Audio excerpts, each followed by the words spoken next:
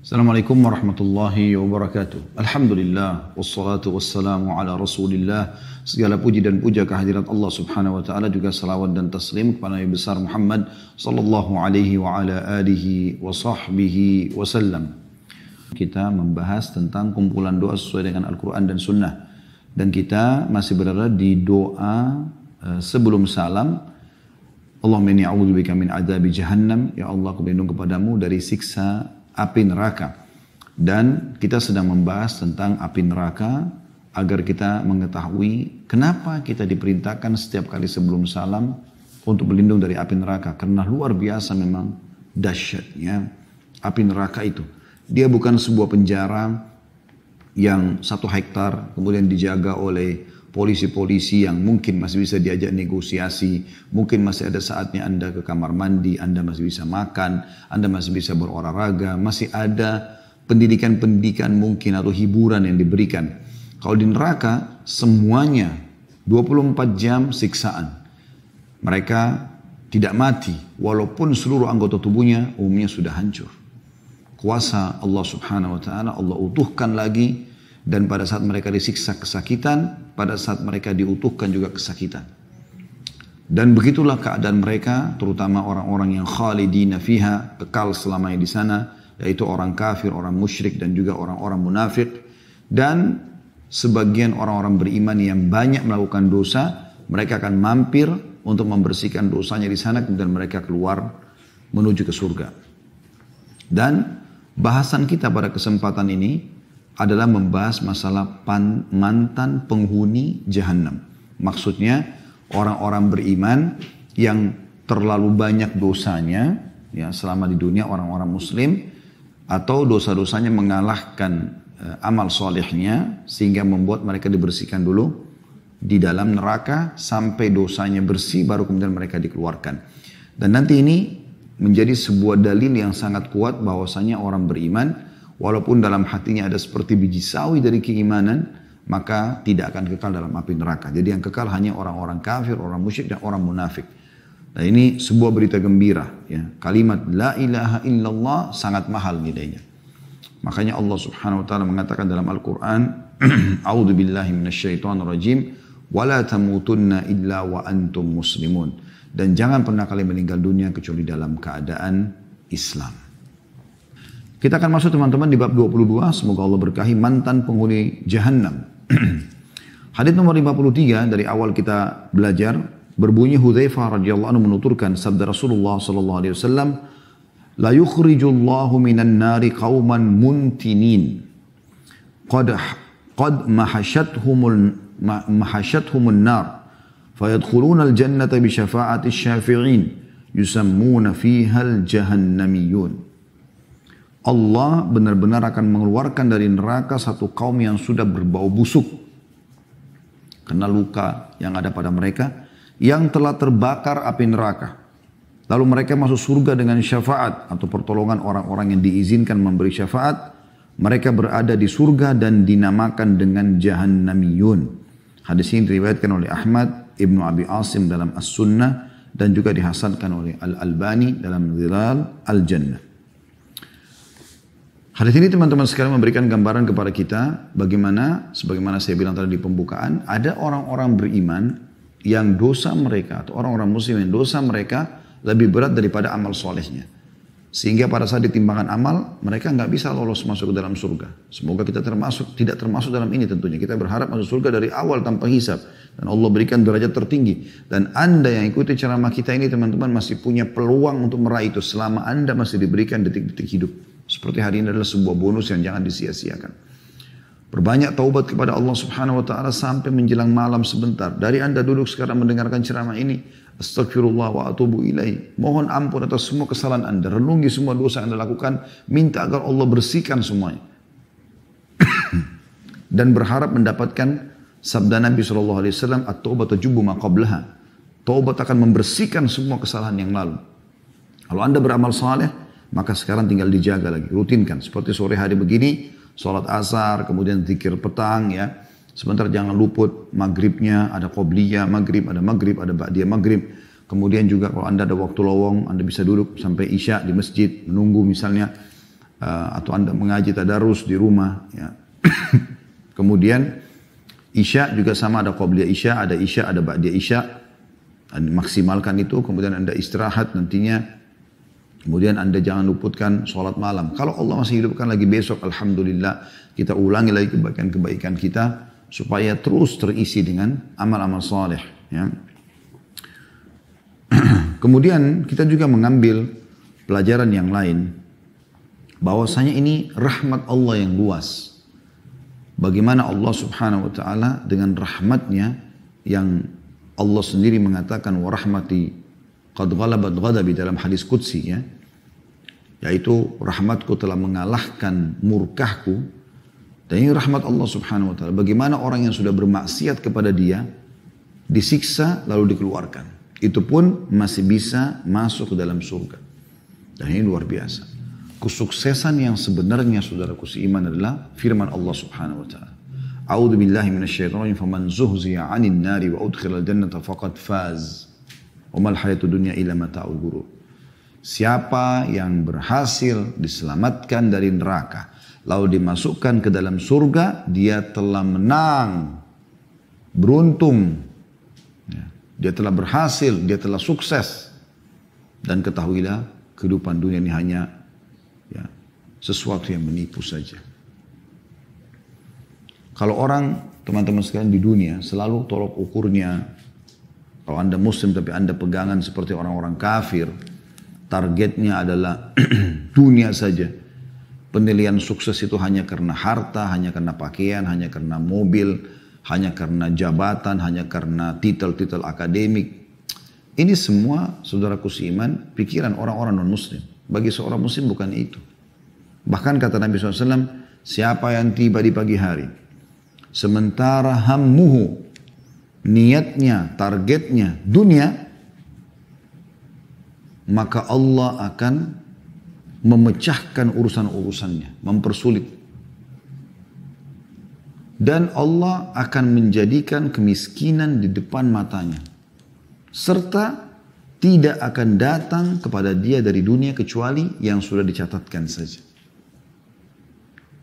Dan siapa yang tiba di pagi hari, targetnya dia, niatnya adalah akhirat, maka Allah akan satukan urusannya. Allah akan mudahkan dan selesaikan. Allah akan jadikan kekayaan itu dalam hatinya. Dan dunia akan datang kepada dia dalam kondisi terhina. Beda sekali. Ini setiap tiba pagi hari. Jadi bagaimana teman-teman sekalian kita memahami target utama seorang muslim justru sukses nanti masuk ke dalam surga. Anda masih ingat bagaimana mayoritas penghuni surga justru orang-orang miskin sampai surga mengatakan, ya Allah kenapa tidak masuk ke dalam kecuali orang-orang miskin. Dan orang-orang yang dianggap remeh, gitu kan. Maka Allah mengatakan, kau rahmatku yang aku karuniahi, yang aku balas orang-orang yang taat kepadaku denganmu. Gitu kan. Bukan berarti orang kaya tidak masuk ke dalam surga. Masuk ke dalam surga. Abu Bakar orang kaya. Abdurrahman bin Auf orang kaya. Utsman bin Affan orang kaya. Nabi SAW sendiri juga termasuk orang yang punya kemampuan. Beliau punya harta dari harta rampasan perang yang Allah SWT mudahkan buat beliau dari Khaybar. Gitu kan? Dan dari peperangan-peperangan yang lain. Sallallahu Alaihi Wasallam. Tapi beliau lebih suka hidup sederhana. Sallallahu Alaihi Wasallam. Jadi target kita bukan itu. Tapi bagaimana teman-teman semua yang di benak kita ini, kita selamat dari neraka di hari kiamat nanti. Karena sesuatu pemandangan yang sangat menakutkan.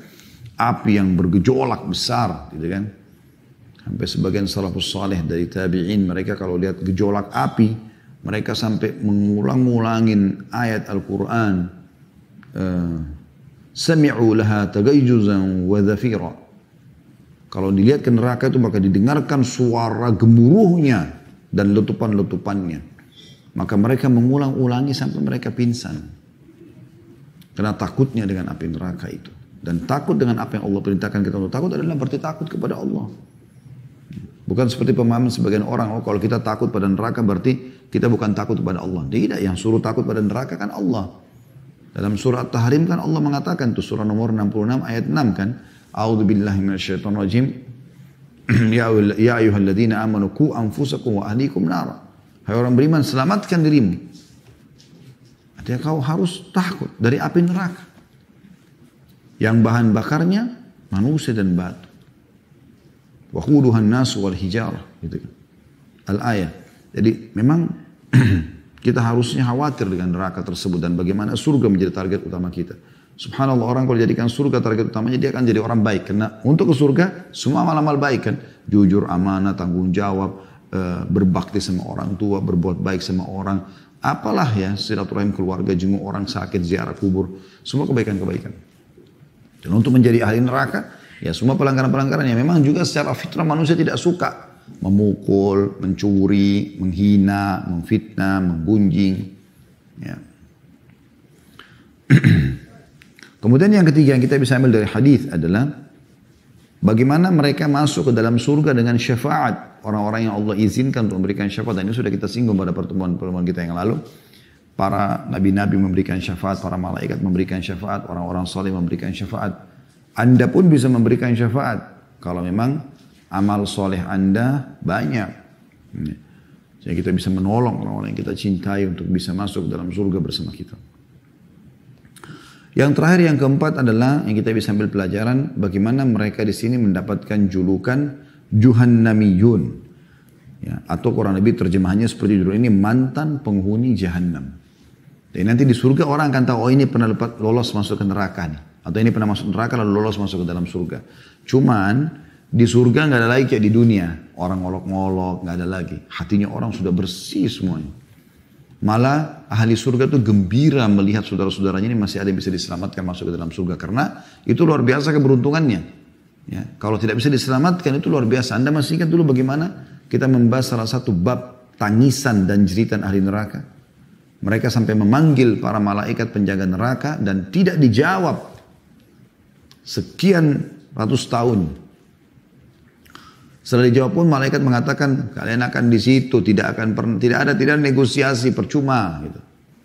Maka mereka memanggil Tuhan mereka Allah SWT, Allah yang sifatnya Ar-Rahman, Ar-Rahim, Maha Pengasih, Maha Penyayang, tapi sama mereka Allah tidak gunakan sifatnya kecuali Al-Jabbar yang Maha Perkasa, Syadidul Iqab, berat siksaannya. Allah tidak menjawab mereka seumur dunia. Allahu a'lam berapa miliar tahun. Setelah itu pun Allah mengatakan ikhsa'u fiha wa la tukallimun. Kalian kekal dalamnya, terhina, ya, dan jangan pernah bicara sama aku. Maka kata Nabi SAW, mereka pun akhirnya menyesal, menangis, dan air mata mereka kalau diletakkan di atasnya kapal laut, maka kapal laut itu bisa ya, mengalir, berjalan di atas air mata mereka. Dan mereka akan menangis sebagai pengganti keluarnya air mata, darah. Nah, ini kenapa teman-teman sekalian? Gara-gara pelanggaran-pelanggaran agama. Kalau Anda tidak ke diskotik, tidak ke karaoke, tidak ke bar, tidak mabuk-mabukan, tidak narkotika. Kenapa? Matanya buta, telinganya copot? Enggak kan? Lalu kenapa Anda harus lakukan? Anda bisa minum susu, minum madu, Anda bisa interaksi biologi sama pasangan yang halal, Anda bisa janjian di majelis taklim, Anda bisa janjian buka puasa bersama. Kan banyak amal soleh yang bisa kita kerjakan. Hadis selanjutnya nomor 54. Imran ibn Husain radhiyallahu anhu menuturkan sabda Nabi SAW, yakhruju qaumun minan nari bi syafaati Muhammadin sallallahu alaihi wasallam fayadkhuluna al-jannata yusammuna al-jahannamiyun atau jahannamiyin. Satu kaum akan keluar dari neraka dengan syafaat Muhammad sallallahu alaihi wasallam. Lalu mereka masuk surga dan mereka diberi nama Jahannamiyun. Hadis ini riwayat Bukhari, jilid 11 halaman 418. Ya. Dan juga Tirmidzi jilid 4 halaman 114. Jadi mirip dengan tadi ya. Tapi di sini ada tambahannya adalah mereka keluar dengan syafaat Nabi Muhammad SAW. Tapi sudah kita jelaskan syafaat itu bisa dari ada Allah SWT memberikan syafaatnya. Ini syafaat yang paling luar biasa karena dari sang pencipta Allah. Kemudian syafaat para malaikat, syafaat para nabi-nabi, kemudian orang-orang saleh. Hadis selanjutnya nomor 55 dari awal kita belajar masalah neraka ini. Semoga Allah selamatkan kita darinya. Anas bin Malik radhiyallahu anhu mengatakan, aku mendengar Rasulullah SAW bersabda, aku adalah manusia pertama yang dibangkitkan dari bumi pada hari kiamat. Ini kata Nabi SAW. Karena kan kita semua wafat, masuk di kuburan. Jadi yang pertama dikeluarkan dari bumi tersebut adalah Nabi SAW. Dibuka kuburannya. Wa idal kuburu bu'thirat. Pada saat kuburan itu kami buka. Keluar semua penghuninya. Dan ini bukan untuk membangga-banggakan. Ini bukan karena kesombongan kata Nabi SAW. Cuma menginformasikan kalau aku ini adalah manusia pertama yang akan dibangkitkan. Aku diberi puji-pujian dan ini bukan juga untuk membangga-banggakan. Maksudnya puji-pujian kepada Allah yang tidak diberikan pada orang lain. Dalam hadis syafaat seperti itu. Nabi SAW sujud depan atau di bawah arsy-Nya Allah, singgasana Allah, lalu beliau mengatakan, aku diberikan puji-pujian sama Allah yang belum pernah diajarkan kepada siapapun di antara hambanya. Kemudian, aku adalah sayyid atau penghulu manusia pada hari kiamat. Semua manusia di bawah atau di belakang Nabi Muhammad SAW. Termasuk para nabi-nabi yang lebih tua daripada beliau. Semasa di dunia tentunya. Aku orang pertama yang masuk surga pada hari kiamat. Dan ini bukan untuk membangga-banggakan. Bukan kesombongan. Tapi memang ini informasi wahyu yang harus aku sampaikan. Aku mendatangi pintu surga seraya memegang pegangannya. Ya. Maka mereka bertanya, siapakah ini? Aku menjawab, aku adalah Muhammad. Para malaikat pun membuka pintu untukku. Lalu aku masuk, ternyata aku menjumpai Al-Jabbar, Allah yang maha perkasa di hadapanku. Maka aku bersujud kepadanya. Dia mengatakan, angkat kepalamu wahai Muhammad, bicaralah, maka pembicaraanmu didengarkan. Katakanlah, maka perkataanmu diterima. Mintalah syafaat, maka syafaatmu diperkenankan. Aku pun mengangkat kepalaku, lalu aku mengatakan, umatku, umatku wahai Rabb. Jadi bagaimana cintanya Nabi SAW, begitu beliau masuk surga, yang bukan berarti beliau langsung, udah nikmatin aja, udah tidak mau pusing orang lain masuk surga atau masuk neraka, terserah. Beliau selalu peduli dengan kita teman-teman sekalian. Bersyukur Anda menjadi umat Muhammad SAW. Beliau menyebutkan umatku, umatku. Bukan keluargaku. Bukan sukuku, Quraisy. Enggak. Umatku. Siapapun dia, yang penting dia syahadat ya Allah. Maka Allah pun mengatakan, pergilah kepada umatmu. Maksudnya di neraka. Siapa yang kamu dapati dalam hatinya terdapat seberat biji gandum dari keimanan, maka masukkan ia ke dalam surga.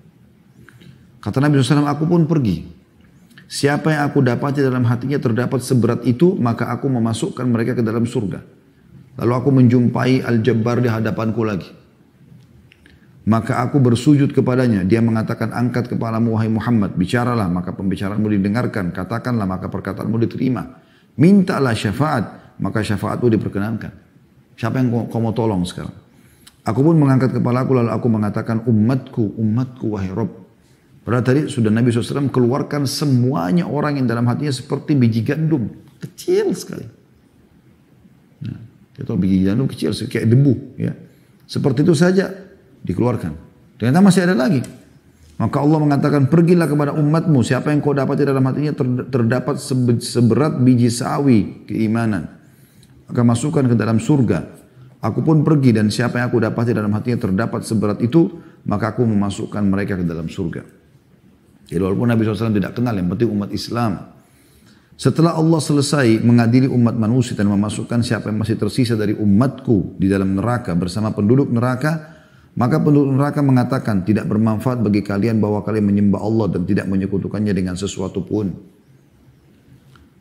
Karena kenapa kalian masih masuk neraka, wahai orang Islam? Maka Allah pun Al-Jabbar yang maha perkasa mengatakan, demi keperkasaanku sungguh aku membebas mereka dari neraka. Lalu mengutus para malaikat kepada mereka untuk mengeluarkan mereka dari neraka dalam keadaan telah hangus. Lalu mereka dimasukkan di sungai kehidupan, maka mereka tumbuh di dalamnya sebagaimana biji-bijian tumbuh di bui aliran. Dan ditulis di kening mereka, mereka adalah orang-orang yang dibebaskan oleh Allah. Kemudian mereka dibawa pergi, lalu mereka masuk surga. Maka ahli surga menyebut mereka dengan jahannamiyun atau mantan penghuni neraka jahannam. Lalu Al-Jabbar, Allah yang maha perkasa mengatakan, tetapi mereka adalah orang-orang yang dibebaskan oleh Al-Jabbar. Dibebaskan oleh Allah yang maha perkasa. Hadis riwayat Ahmad dan Ad-Darimi dan disahihkan oleh Al-Albani dalam Dzalul Jannah jilid 2 halaman 407. Hadis ini adalah hadis yang luar biasa teman-teman. Kita sudah dapat bocorannya selama kita di dunia. Apa yang akan terjadi nanti, ini jauh ini. Ya. Subhanallah, semua sudah dipaparkan. Tidak ada satupun yang tidak dijelaskan oleh Nabi SAW. Nabi SAW, aku tinggalkan kalian agama ini malamnya seperti siangnya. Tidak ada sesuatu yang tidak jelas di sini. Mau masuk surga sudah jelas, masuk neraka jelas. Dan di sini luar biasa teman-teman bagaimana cintanya Nabi SAW terhadap umatnya. Beliau SAW tidak mau masuk surga, tenang di dalam, menikmati, sudah ada buah-buahan, istana, dayang-dayang, dipan-dipan, kebun-kebun, sungai-sungai dan segala macam hal. Jadi beliau tidak pikirkan masalah itu. Dan beliau pikir sebelum menikmati semua umatku, ada umatku yang masuk neraka. Jadi Nabi SAW sangat cinta dengan kita. Dan beliau ingin sekali ketemu dengan kita. Sampai kata Nabi SAW dalam sebuah hadis, aku ingin sekali ketemu dengan saudara-saudaraku. Kata para sahabat, kami saudara-saudara anda ya Rasulullah. Kata Nabi SAW, bukan, kalian sahabat-sahabatku. Saudara-saudaraku yang datang nanti sepeninggalku. Kita-kita ini. Nabi SAW anggap saudara. Sallallahu alaihi wasallam. Memang layak beliau diangkat menjadi penutup para nabi dan rasul. Karena kecintaannya pada umatnya. Dan bagaimana beliau menjelaskan dalam hadis yang lain. Beliau prihatin, beliau mengatakan perumpamaanku dengan kalian seperti orang yang sedang menyulut api unggun. Kemudian datanglah ya serangga-serangga. Aku berusaha menyelamatkan dari api tersebut tapi ada saja yang masuk ke dalam. Sudah diperingatkan, sampai padanya peringatan. Allah sampaikan dari lisan temannya kah, supirnya kah, istrinya kah, suaminya kah, anaknya kah. Ya. Atau mungkin dia nonton di medsos kah, dari pengajian kah, tapi tetap saja tidak mau engah. Ya sudah, ya, mereka akhirnya celaka. Kemudian bagaimana rahmat Allah Subhanahu Wa Taala luas sekali di sini, sampai mengeluarkan orang yang seperti biji sawi yang sangat kecil, ya, biji gandum dikeluarkan dari api neraka. Dan ini berarti menandakan bisa dikatakan amal mereka kecil sekali. Tapi ingat mereka tidak berbuat kesyirikan. Orang yang buat syirik besar seperti dukun, peramal, penyamun, penyihir, orang juga yang membenarkan mereka batal keislamannya. Tidak bisa. Makanya di sini dalam hadits ini ada disebutkan pada saat sudah dikeluarkan umat Muhammad SAW yang seperti dalam hatinya biji sawi dari keimanan, tersisa orang yang tidak ada keimanannya sebesar itu.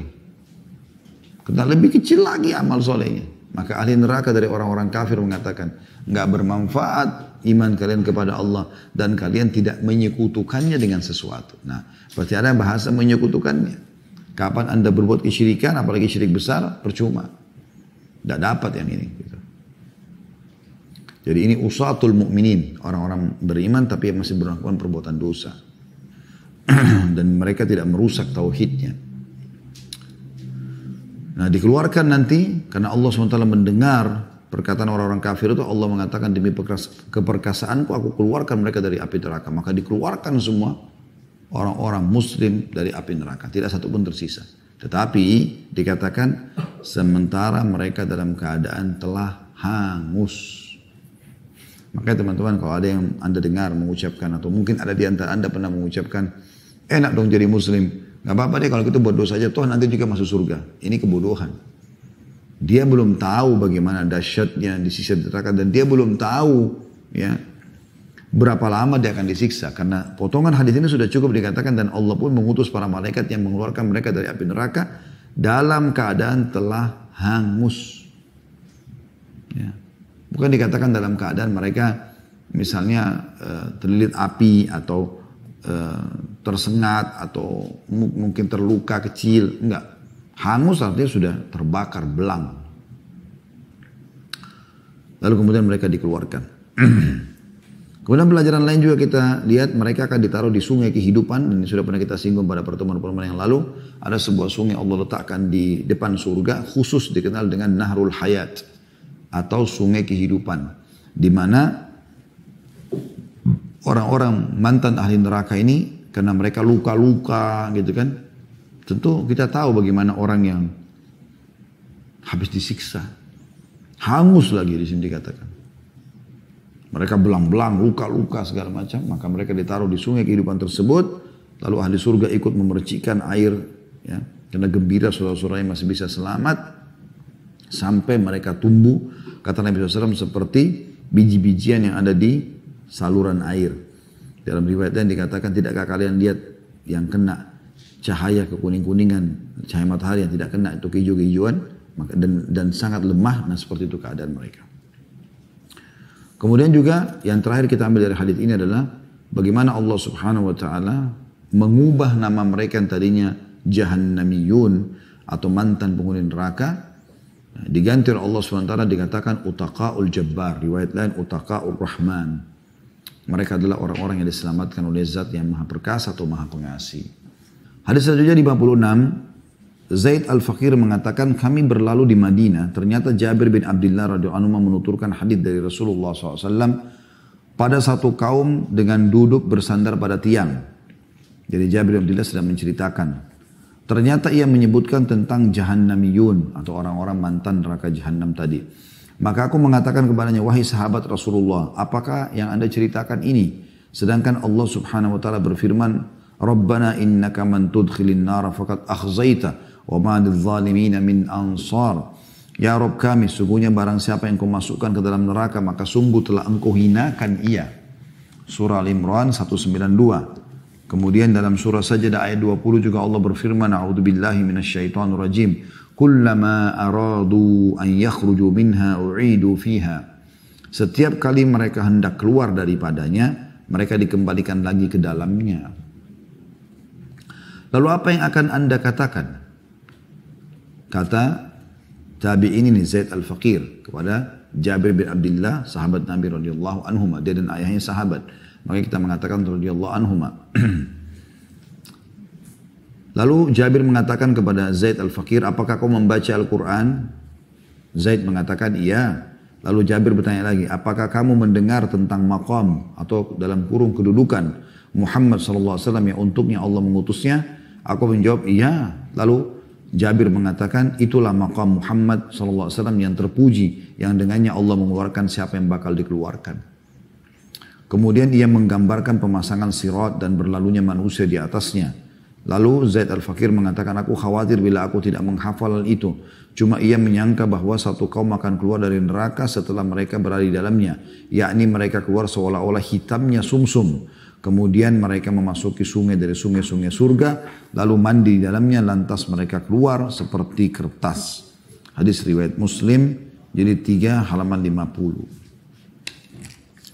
Hadis ini teman-teman sekalian menggambarkan kepada kita bagaimana ahli neraka nanti akan dikeluarkan dari orang-orang beriman, kemudian akan masuk ke dalam surga. Gitu kan? Dan ini bisa keluar karena syafaat atau pertolongan, termasuk pertolongan Nabi Muhammad sallallahu alaihi wa ala alihi wa sahbihi wasallam. Oleh karena teman-teman berbanyak baca salawat kepada Nabi SAW, walaupun yang pendek, Allahumma salli ala Muhammad, Allahumma salli ala Muhammad, Allahumma salli ala Muhammad. Coba amalkan. Semoga saya dengan itu kita bisa mendapatkan syafaat beliau sallallahu alaihi wasallam. Ini pertolongan yang sangat mahal di saat orang sudah terlalu banyak dosanya dan dia harus dilemparkan neraka.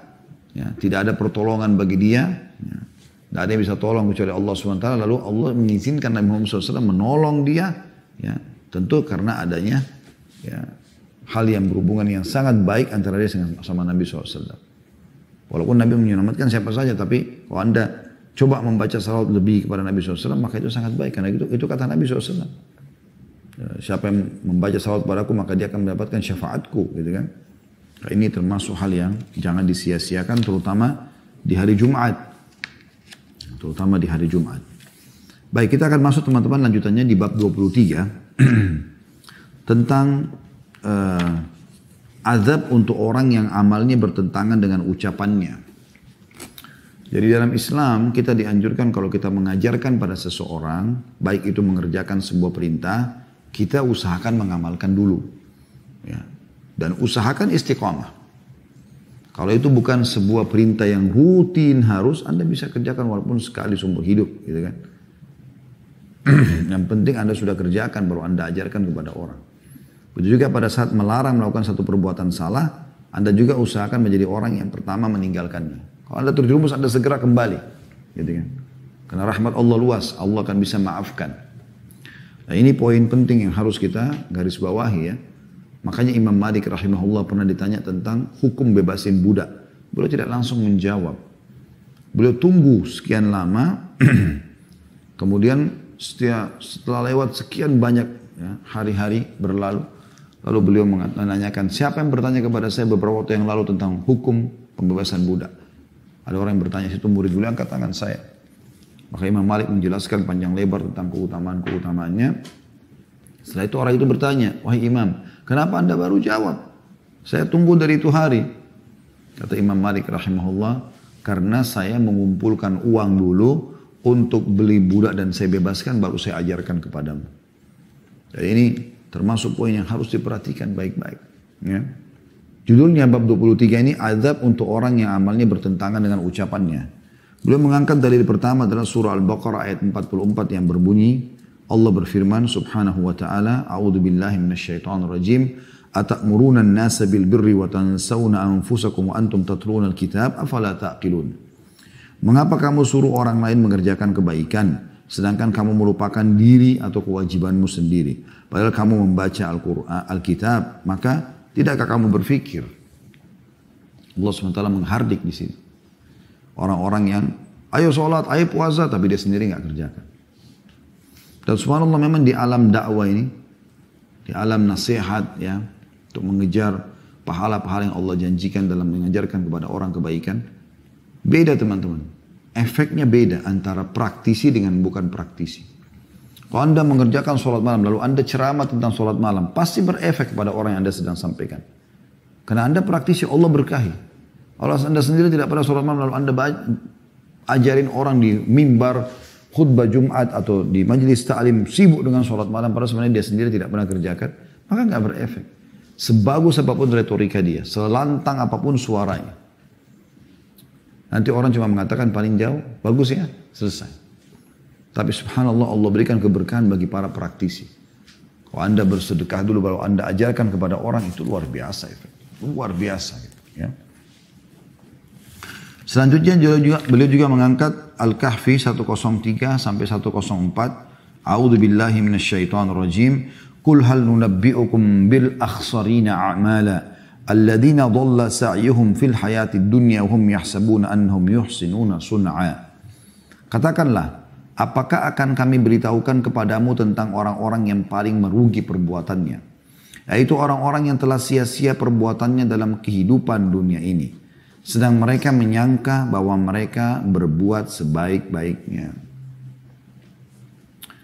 Jadi di sini orang yang rugi adalah orang yang tahu ngajarin orang tapi dia sendiri tidak mengerjakan. Termasuk dalam hal ini teman-teman sekalian ya, kaidah sederhana, kalau ada peluang mengerjakan sebuah amal soleh, anda kerjakan dulu baru aja orang. Maksudnya adalah jangan biarkan orang lain meraih pahala itu anda sendiri tidak. Saya pernah kasih contoh tuh dalam bab sholat misalnya saf pertama. Saya masih bingung dengan orang yang selalu mengatakan silakan pak, silakan pak. Kurang lebih mungkin sepekan yang lalu saya pernah sholat subuh di masjid dekat rumah. Alhamdulillah pada saat itu ada satu tempat kosong. Sebenarnya penuh saf pertama, saya sedikit telat turun. Dan ada orang berdiri, pengurus masjid, lalu saya maju di situ. Alhamdulillah dapat saf pertama. Dan ini masjid memang bukan saya jadi imam, karena ada masjid yang lain ya, yang saya jadi imam. Ini kebetulan saya lagi nginap di sana, dan ini ada imam sendiri. Kemudian pada saat iqamah, imamnya maju, ada 1-0. Subhanallah di belakang saya itu ada 2 orang bapak, yang benar-benar apa yang saya bahasakan ini saya lihat depan mata sendiri. Silakan pak, silakan pak, silakan. Saling mempersilakan untuk meraih pahala saf pertama. Padahal kata Nabi SAW, Allah dan malaikatnya mengucapkan salam ya, kepada orang yang berada di saf-saf pertama. Kenapa anda persilakan orang lain yang masuk? Kenapa anda nggak masuk dulu? Kalau ada masih lowong, anda persilakan orang lain. Ada orang lain minta bantuan, kenapa bukan anda yang bantu? Baru kemudian anda persilakan orang lain. Juga contoh yang lain mungkin yang perlu kita jadikan sebagai pelajaran. Saya melihat kadang-kadang ada orang di antara kita yang sering kali melihat temannya melakukan satu perbuatan baik. Sebenarnya dia juga bisa melakukan, tapi dia tidak mau ikutan. Misal contoh, anda lagi di mobil sama teman bersebelahan. Ada orang miskin ketuk pintu mobil, kaca mobil. Lalu anda mau lihat keluarkan uang misalnya 5.000 atau 10.000 rupiah. Tiba-tiba teman anda yang bawa mobil keluarkan juga uang. Umumnya apa yang terjadi? Kita batalkan niat untuk bersedekah karena kita pikir teman kita sudah kasih. Kenapa akhi dan ukhti? Kenapa kita biarkan hanya dia mendapat pahala? Kenapa anda nggak titipkan sekalian ini dari saya? Kalaupun anda berikan lebih besar daripada teman anda itu.